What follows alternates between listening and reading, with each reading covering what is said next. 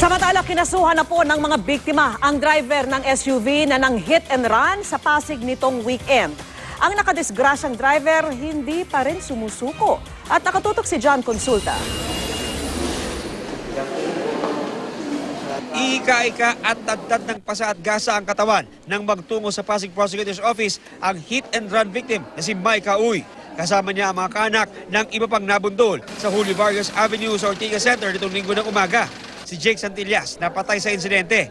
Ang buntis noong si Marinel Ramina na nakunan at nasa critical pa rin kondisyon. At si Juan Carlos Villanueva na nasa ospital pa ngayon. Kasama ang Pasig Police. Nagsampa sila ng kasong reckless imprudence resulting in homicide and multiple injury laban sa suspect na si Baldwin Velasco. Sa screen grab na ito ng isang CCTV, makikita sinasabing pagliko ng kulay asul na SUV sa Julio Vargas galing sa Emerald Avenue.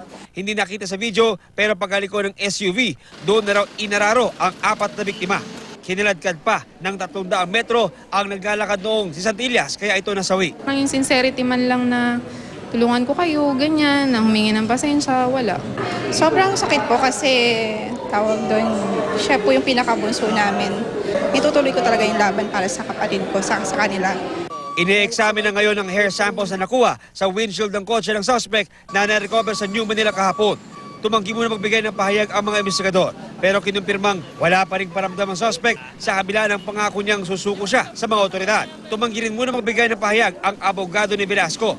Nangangamba ang mga kaanak ng biktima na baka umalis na ng bansa si Velasco kaya apilan nila. Magkaroon po sana ng aksyon na kahit ipa-hold, buhay po ng kapatid ko yung nawala. So, hindi lang naman po isang buhay lang may unborn baby pa. John Consulta, nakatutok, 24 oras.